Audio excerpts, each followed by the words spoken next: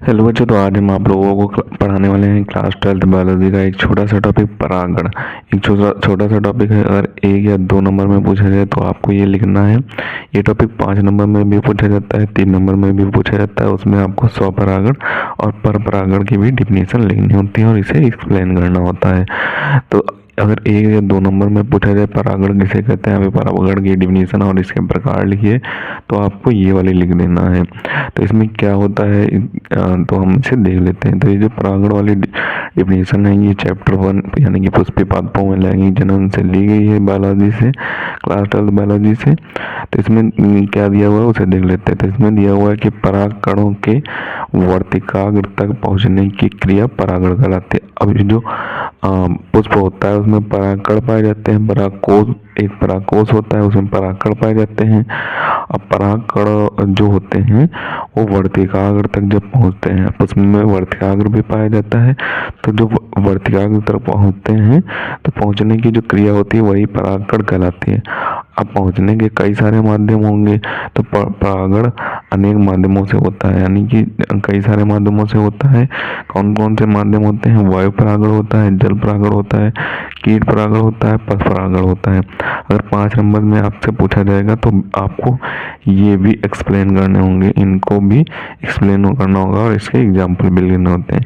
आदि से होता है यह क्रिया बीजांड के बाहर होती है, यानी कि जो ये प्रक्रिया होती है ये पुष्प के बीजांड के बाहर होती है।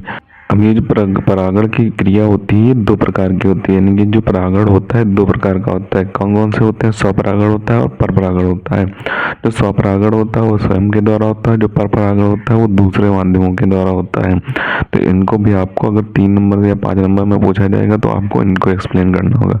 अगर 5 नंबर में पूछा जाएगा तो ये जो वायु, जल और कीट द्वारा परागण हो, इनको भी एक्सप्लेन करना होगा, इनको भी एक्सप्लेन करना होगा और इनके उदाहरण भी लिखने होंगे। तो जो वायु परागण होता है वो तेज हवाओं के कारण वर्तिकाग्र पर पहुंच जाते हैं परागण।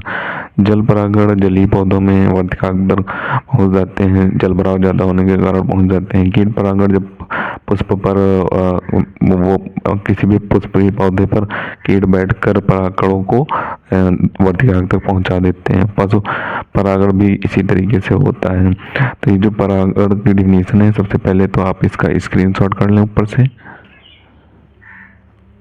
और नीचे का भी स्क्रीनशॉट कर लें। आपको इसे अच्छे तरीके से तैयार कर लेना है। इम्पॉर्टेंट है, कई बार एग्जाम में पूछी जाती है, अलग अलग तरीके से पूछ दी जाती है। अगर 1 या 2 नंबर में पूछी जाए तो आपको इतना ही लिखना होगा। तो देख लेना उसमें पूछा क्या जा रहा है, परागण की डिफिनेशन उदाहरण सहित और इसके प्रकार भी लिखिए। तो आपको इतना लिखना है, या फिर परागण की डिफिनेशन और उदाहरण सहित लिख दें तो आपको इतना लिख देना होगा, तो आपको नंबर मिल जाएंगे। अगर प्रकार ना पूछे तो आपको प्रकार नहीं लिखना होगा। तो इसे आप अच्छे तरीके से तैयार कर लें। मिलते हैं किसी नए वीडियो में नए टॉपिक के साथ, तब तक के लिए धन्यवाद। और अगर अभी तक आपने हमारे चैनल को सब्सक्राइब नहीं किया है तो सब्सक्राइब जरूर कर लें, क्योंकि हम इसी तरीके से क्लास 12 से रिलेटेड इंपॉर्टेंट टॉपिक पर वीडियो डालते रहते हैं।